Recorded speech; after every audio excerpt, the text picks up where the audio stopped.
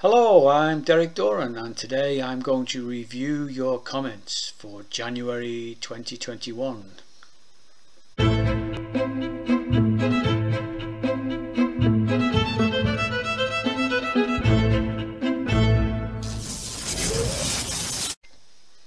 Okay guys, we finally reached the end of January and I thought this was a good place to sit down and look back over some of the observations and comments that you've made on this video series so far. I'd like to start with video number 11, More Tea Vicar.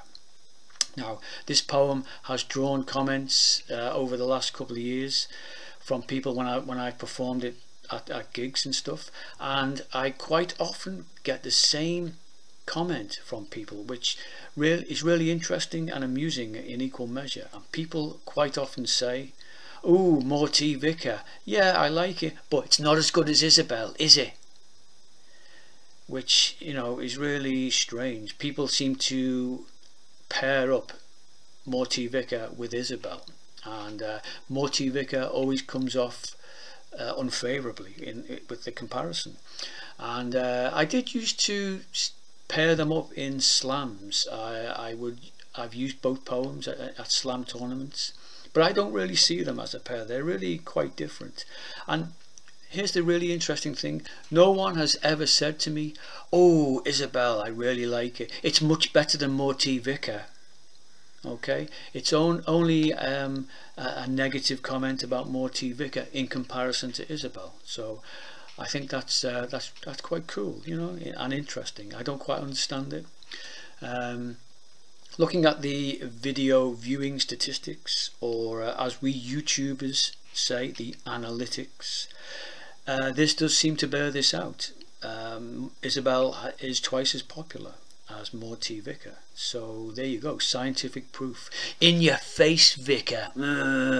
You're not as good as Isabel. It's a fact. Poem number 9 was Helena, one of my personal favourites, and one of you enjoyed the strategic and limited placing of a swear word in the poem, which you thought made the poem more enjoyable.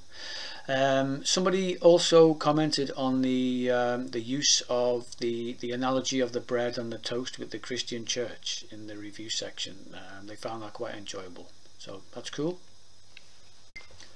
Poem number 8 was Daisy World, and somebody enjoyed the simple and direct language of the poem, introducing as it did the complex ideas of Gaia theory. So thank you for that. Referring back to those analytics again, Daisy World is the least watched of the videos in this series, though I note it has the highest likes per watch ratio. So if you haven't checked it out, please do so. Needs a little bit of TLC. Now, somebody joyfully pointed out to me that the poem in video number 6, A Letter to My Younger Self, was rubbish. And I agree. I think I pointed this out in the video itself.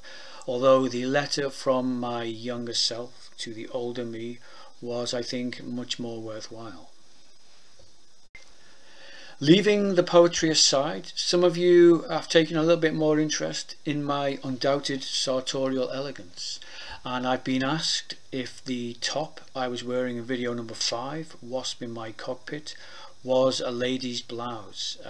No, it wasn't. It was a gentleman's shirt, gifted to me I think a couple of Christmases ago, though the top I was wearing in More Tea Vicar wasn't a gentleman's shirt, and it was purchased by me for £2 in a local charity shop. So guys, you know, there are bargains to be had out there.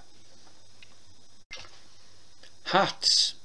I've worn a few items of headgear in these videos, and it looks like the most popular is this yellow trilby, which I've worn in a couple of the videos. I've even been asked to wear it more often, so there you go. The grey trilby which I wore in Helena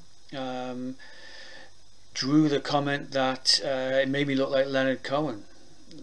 Now I'm not overly familiar with Leonard Cohen, but I do know a compliment when I hear one, so thank you very much for that. Brilliant.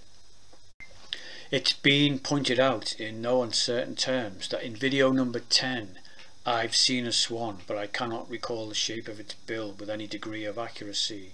My hair was such that it made me look like a macaw, and the person in question even sent me a photograph of a macaw. I don't know if you can see that. Just to prove the point. Yeah, and having reviewed and looked at the video again, it's a fair cop. And here's a still from the video, so yeah, you can see the evidence is pretty clear. But hey, maybe it's appropriate that I look like a macaw in a video in which I reference swans. There's kind of a bird vibe going on there. Right, I'm going to finish and I'm going to leave you with a couple of questions. Have you ever been the victim of mistaken identity, like in the Isabel poem? Have you ever had the vicar round for tea and cake? What cakes were eaten? Did the vicar prefer coffee? And in my latest video, number 12, I Sometimes Forget, I talk about how I get confused between Neil Diamond and Neil Sedaka. And in the review of the poem, I mention the confusion felt sometimes between C.S. Lewis and Lewis Carroll. I think that's quite common for people. Who do you get confused with? Which people with similar sounding names? Or maybe it's people who look alike, or maybe people who don't seem to have anything obvious to connect them at all. Do let me know.